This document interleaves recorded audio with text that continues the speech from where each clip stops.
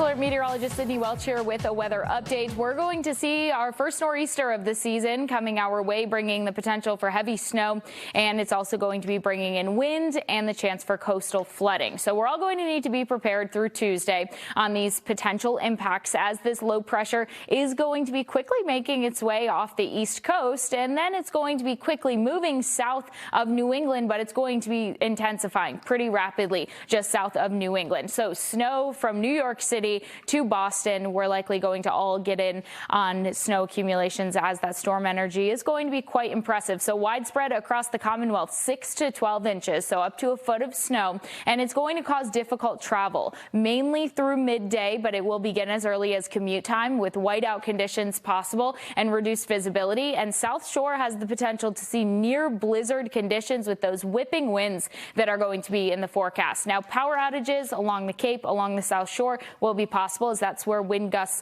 are going to be getting the most intense. The rest of us will see 30 to 40 mile per hour winds at times and blowing snow around for parts of our late morning and early afternoon. As far as the snowfall rates go, Plymouth County, potential for up to 2 inches per hour. It's going to intensify quickly, too. Notice 8 o'clock not seeing any snow at all. By late morning, jumping into that 2 inch per hour snowfall rate, and areas in southern New Hampshire looking at a different story as it's gradually going to be increasing as far as that snowfall rate is concerned, up to 1 inch per hour. So the further south you are, the more intense that this is looking. Now, also along the coast, it's astronomical high tide, and by the time we go into the early afternoon around 2 o'clock on Tuesday, that's when the high tide is going to be occurring, paired with 1 to 3 feet waves on top of that. So we could see a bit of a surge from this, and minor to moderate coastal flooding will be possible from the Cape Cod all the way north to Boston, including Cape Ann, and even continuing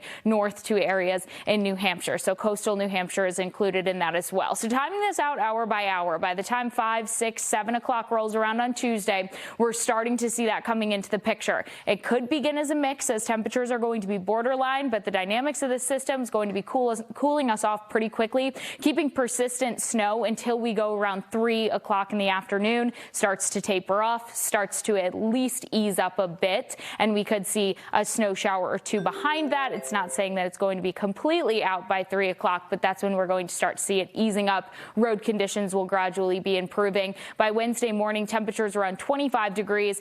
Conditions improving, but refreeze will be possible with that 25 degrees. Temperatures staying cold as we go through Wednesday, Thursday, and Friday. We are in the middle and upper 30s, staying there into Saturday and Sunday, but really all eyes are on the day tomorrow, as between 7 o'clock and around 1, 2, 3 o'clock in the afternoon, we're going to see pretty intense snow and pretty reduced visibility. As far as road conditions are concerned, that would be my main concern if I were you.